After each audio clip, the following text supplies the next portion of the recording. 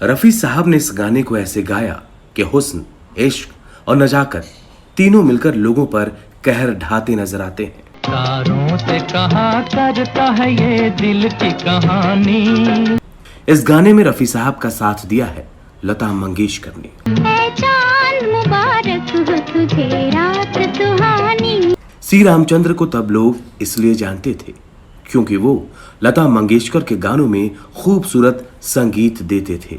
जो भड़के, दिल मेरा धड़के, दर्द जवानी का सताए बड़े बड़े, फैशन में दिल लोटे पोटे, नाम बड़े यार दर्शन छोटे।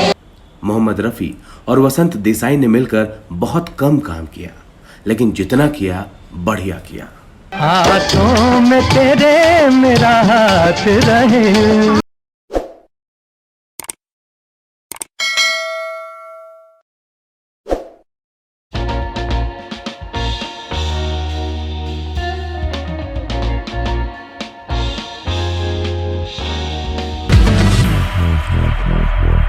नमस्कार, ब्लैक एंड व्हाइट में आपका स्वागत है। साथियों, इसके पहले के एपिसोड में हमने बात की थी हिंदी फिल्मों में गायकी के बादशाह मोहम्मद रफी के सफर की शुरुआत की और उन 3 गुणी संगीतकारों की जिन्होंने रफी साहब के करियर में एक तरह से नींव के पत्थर का काम किया था। ये 3 संगीतकार थे पंडित हुस्नलाल, भगत राम और हंसराज बहल। मोहब्बत जिंदा रहती है, मोहब्बत मर नहीं सकती। इस एपिसोड में हम बात करेंगे मोहम्मद रफी के इसके आगे के सफर पर। दोस्तों, मोहम्मद रफी का संगीत का सफर लगभग 35-40 वर्षों का रहा। हर दौर में संगीतकारों ने उनके फन को तराशा। हर दौर में उनके साथ काम करने वाले हर संगीतकार ने उनकी आवाज को आयाम दिया, एक नया आयाम। हम हो न हो दुनिया यूं ही आबाद रहेगी। संगीतकार हंसराज बहल के लगभग 7 जिस संगीतकार का मोहम्मद रफी को साथ मिला था वो थे सी रामचंद्र। 12 जनवरी 1918 को पुनतांबा अहमदनगर महाराष्ट्र में जन्मे सी रामचंद्र का पूरा नाम है रामचंद्र नारहरकर चित्तालकर, जिन्हें तब अन्ना साहब के नाम से भी जाना जाता था। संगीतकार सी रामचंद्र उस दौर में इसलिए भी मशहूर हुए थे क्योंकि वो लता मंगेशकर के गानों में खूबसूरत संगीत दिया करते थे।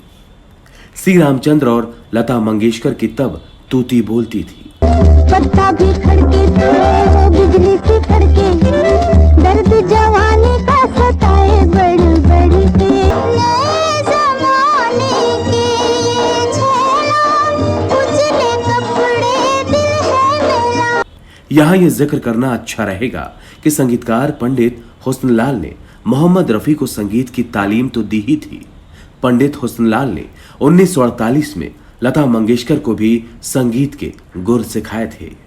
अब वापस आते हैं संगीतकार सी रामचंद्र पर। सी रामचंद्र की एक और खास बात थी, वो गाते भी अच्छा थे। फिल्मों में वो गाना चित्तालकर के नाम से गाते थे। कहते हैं फिल्म आजाद में जब उनके पसंदीदा गायक तलत महमूद लता मंगेशकर के साथ गाने के लिए उपलब्ध नहीं हुए तो तलत महमूद की जगह लता मंगेशकर के साथ सी रामचंद्र ने गाना खुद गाया। ये गाना था साथी है खूबसूरत ये मौसम को भी खबर है। कितना हंसी।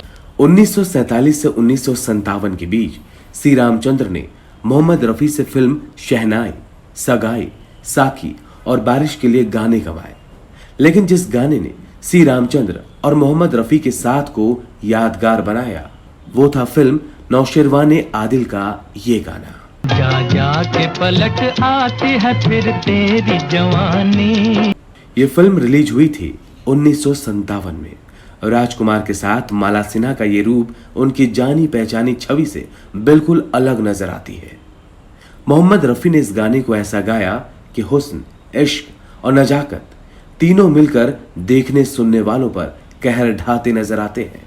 तारों से कहा करता है ये दिल की कहानी। इस गाने में रफी साहब का साथ दिया है लता मंगेशकर ने। चांद मुबारक हो तुझे रात सुहानी। इस फिल्म में रफी साहब का एक और यादगार गाना है। ये हसरत थी कि इस दुनिया में बस दो काम कर जाते। इस गाने को रफी साहब के सर्वश्रेष्ठ गानों में से एक माना जाता है। तुम्हारी याद आकर मेरे नश्तर चुभती है। श्री रामचंद्र मोहम्मद रफी से 1947 से गाना गवाते आ रहे थे, लेकिन बीच में श्री रामचंद्र और मोहम्मद रफी के बीच किसी गाने को लेकर कुछ विवाद हो गया था। दोनों ने एक दूसरे पर तल्ख टिप्पणियां की थी, लेकिन जब 1957 में श्री रामचंद्र की फिल्म नौशेरवान के गाने के लिए मौका आया तो रफी साहब ने पिछली सारी बातें भूलकर श्री रामचंद्र के लिए दिल से गाया।